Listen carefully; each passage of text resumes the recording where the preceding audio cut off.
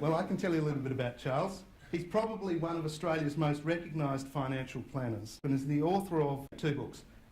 He's used social media to build his reputation and is always at the cutting edge of the medium. This is the 2nd year I've tried to get him along, as he's usually interstate or overseas at one of his many speaking opportunities. So I'd like you all to welcome Charles Badenach. Thanks so much for having me along. About 12 years ago, I had a bit of a midlife crisis and left my role as a lawyer and moved to financial services. And it was all pretty good. It was a pretty good ride through to about late 2007. Salaries were rising pretty steadily and my asset base was ticking along pretty well. But then, come December 2007, the GFC hit financial services like a train wreck. And for those of you involved in financial services, you know what I mean. There were a lot of job losses, a lot of firms were closing, and if you were working in the industry at that time, it was quite frightening. And it was sort of my light bulb moment, and I realised that if I continued to drive the same car at the same speed in the same lane as everyone else, I was going to get the same result. So what I did, I tried to reinvent myself, and in your late 30s it can be quite difficult to do. And I actually use the social media as a key plank to that. So I use the social media really to interact with potential clients and key professionals that I deal with. And it's been a really interesting journey. I've made a lot of mistakes along the way and I've learnt a lot. What I've been able to do though by doing this is actually engage globally but work locally.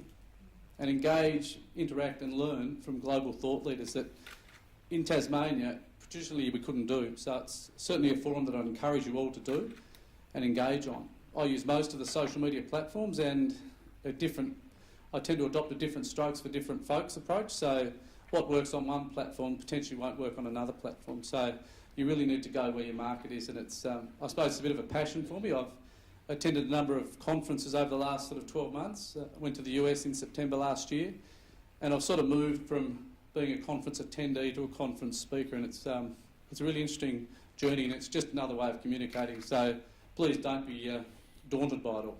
Charles, you manage your reputation through your social media interaction. What are the do's and don'ts when it comes to maintaining credible engagement with your followers or audiences? In terms of the do's, I think it's very similar to talking offline. So you need to sort of you need to give to get. So it's important that you actually give more than you get. So one of the problems you often see on social media is people will go on there and they'll just sprout about how good they are. Now, you wouldn't do that at a local barbecue, you wouldn't do it at drinks, so you don't do it on social media. And there are so many people that all they do is put their own stuff out there, and that's, most of us find it boring. So I think you need to actually limit what you're doing and avoid the machine gun approach. So a lot of people, for example, use one of the auto prompts, whether it's Hootsuite or Oomph or something, where you actually put the same material on every single platform. And to be frank, what you put on LinkedIn should be very different to what you put on Facebook. So with Facebook, for example, I'm no Jim Carrey, but I try to put something that's funny and engaging, because if I put a very serious blog in relation to investment markets, well, to be frank, that's like turning up to a dictionary at a party on a Saturday night and no one's going to read it. So I think you need to be very careful what you do. I think you need to be consistent. So too many people want to be one-hit wonder and just put a post and come back 3 or 4 weeks later. Well, you'll actually lose your audience. So you need to be consistent in when you post, but also consistent in what you post. So if you look at anything that I post, it's got a very consistent theme. So if you want to find out about how to cook an egg, for example, I'm not the guy to look at. But if you want to know something about self-help, financial tips, hopefully inspirational content from people that really achieve something genuinely at a global scale, well, hopefully you'll find some of that stuff interesting. And it's material that I find interesting, so not everyone's going to find interesting, but hopefully my connections and like-minded individuals will actually find it engaging. In terms of the key don'ts is, well, one of the things that people try to be all things to all people. So in any business you have to fish where the fish are. So if you don't have any clients on LinkedIn, then using LinkedIn as your key marketing platform is obviously a waste of resources. And you see that a lot.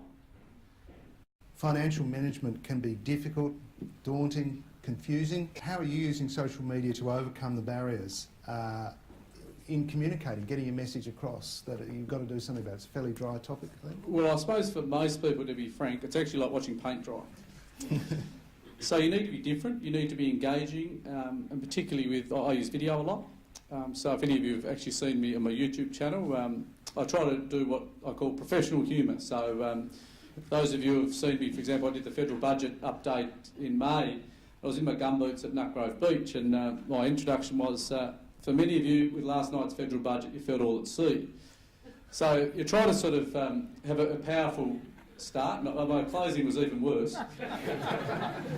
I actually closed, and there was actually a boat that washed up on Nutgrove Beach, and so Rob, who's the cameraman over there, did a fantastic job. I said to him, look, I want you to pan out on the boat, and my final line was, because the last thing you want to do is end up high and dry, and the boat's on the rocks.